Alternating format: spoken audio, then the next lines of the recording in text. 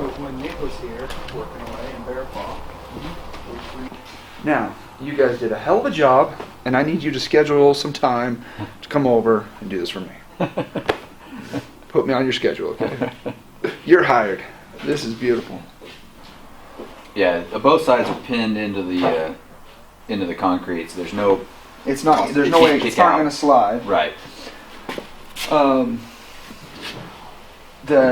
each of these notched in? Yeah, it's notched in and then screwed. And the screws are the timber locks, like a. Yeah, I'm not sure if what Fred and them used in that. Hey, it's not moving at all. No, I'm a full-size guy. Yeah, if it'll hold me, it'll hold anybody. Yeah, it's solid. This is sweet. Hey, have you got a tape? Can you hand me that tape? I'm just curious on the rise and run and what they set this to. I think it's a perfect 45, so it's like 9 and 9 maybe. 9 and 9. Yeah. Typically, when we're building houses and I've got the inspectors coming out, it's always like, I want to see 7 and 11 on the rise and run. Yeah. But I understand that space is a precious commodity, so you can't run this thing clear out and waste a bunch of room in Right. there. We talked about going steeper and just, it's kind of one of those, it's a novel thing. So, and then there's no uniformity on the steps because there's variation in the width there. So they're equidistant, sort of center to center, but the individual steps have some variation to them. Yeah, so it looks like they went 10 by 10. Like you said, 45. So it's 10 over, 10 up. But it is solid as a rock. I mean, I could run up and down these all day long, no problem. Yeah, I like that a lot. And you know what? It doesn't feel uncomfortable to walk on. It's I mean, it's I love everything about it. We're there, and this corner, that's Bear Paw's mark on that newel that'll be going up to the railing. Cool. But then the joining of the joist behind it and the two that come together there, that was what Nick did, and basically the notching for that, and then mainly me, did all the rest of the joists. And if he cut that with a chainsaw, that's smooth. Yeah, he's very skilled with a chainsaw. I mean, it's obvious that he's held one for many years. Well, it turned out really nice, and it's awesome. You just don't see this kind of stuff. People don't. They should put it in their house, but they're too busy watching Netflix to build something cool and something that's really, really an art piece. Yep. All the full timbers were stuff that was already down from when they made the road up there. Yeah. So we peeled it all, and then he was the one that was like, hey, we can. I mean, this is genius. Yeah, it's awesome. But it's so simple at the same time. Like, it's like, why didn't I see that? Yeah. But it's one thing to see it, another thing to actually create it. Right. This is beautiful. Yeah. I mean, just they did an awesome job. So cool, so much character to it. Yeah.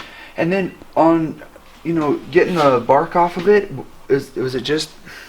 Yeah, we just used a draw knife for all of it, and then in here we just used a 1/2-inch, 1/4-inch chisels just to kind of sit there and pick at it, scrape it out, try and do as little actual damage to the wood as possible. Yeah, because it's really pretty. There's no gouges, there's no marks. You can see the little worm trails. Mm-hmm. But how do you feel about strength? when you get 20 people up there. Are you any concerns? I'm not. I mean, as far as the columns go, no. I think probably they're pinned into the ground. We drilled into the concrete. Yeah. And drilled up into the log. And then there's a pin in there. So there's no way for the log to kick out. It's not gonna wiggle. Right. And then it's pinned on top as well. It's not just balanced up there. So I think the limiting factor would probably be just how much weight the header can take on that span. And I would, which is, that's a sizable log. And it's not that far apart. Right. But between Bear Paw and Nick Fouch, I'm sure there was other people working. You guys were working on it. This is beautiful. Can you come over to my house and do this for me? Do you have time? This is totally awesome. Did you find it? It's beautiful. It's functional. Really? It's going to be way cool. Yep. Way cool. Is there anything that you've seen now that you've got it up that you're like, oh, we should have tweaked that, or let's change this, or next time? There was lots of put it on the video. Don't put that on the video. Yeah. We don't give away our trade secrets. Well, there were. The changes were made along the way from like the original standpoint. So or like adjustments. Like if you look back here on the ledger, there's. Fortunately, it hides it really well. But that's a 2x6 sitting on top of the ledger, and then the joists. And because of the natural edge of the 2x6, it's pretty much hidden. But it camouflages in. It's blended in. Right. Originally, the posts were going to be farther out, and the header was going to be farther out, basically at the end. Yeah. And then it was decided to bring them in and cantilever the floor over. But the way in which the notches were going to be done, it altered the height. Yes. And so then we'd already had the ledgers up and anchored, and so we needed to come up a little bit just to maintain the So right you height. added that 1.5 inch to dimensional lumber. Yeah, and that was stuff that was already lying around. They just had it here under the berm shed. So you know, one thing from a carpenter's perspective is it's dimensional lumber is easy because it's measured to the 16th, right. Sometimes the 32nd. But when like you said, when you're trying to make these notches and get that curve and get it just right, it's almost like you have to form fit that and fit it, and then measure down and cut the other end of the board. Right. Yeah. Everything is kind of a custom cut because Absolutely. you don't have the same log twice. So. Yeah, but because of that extra detail, it's really pretty and it's unique. Right. It's not the same old 2x4, 2x6 garbage that's in every cookie cutter house that's out there. Right. This is something really, really special. No, it was just one of the things that when they picked up all the scrap slabs from the lumber, the mill where they were milling wood. This was just one of the slabs. Yep, it was with all of that. It's just one of the corner Pieces. one of the corner cutoffs. So you can see it was just one entire thing, and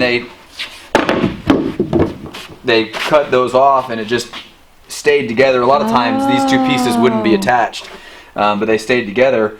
So yeah, he wanted to mill that out so you could have shelves on there, and then cut it down some. Now, one's the idea for the podium. Cut it down and angle this just right for whatever height you wanted for a speaker's podium. So you can have your stuff there, your laptop here, whatever. And from the outside, it just looks like a tree. That's awesome. Yeah. And this was just a piece that they cut off of a tree that was down. They just kind of angle cut through it to cut this sliver out.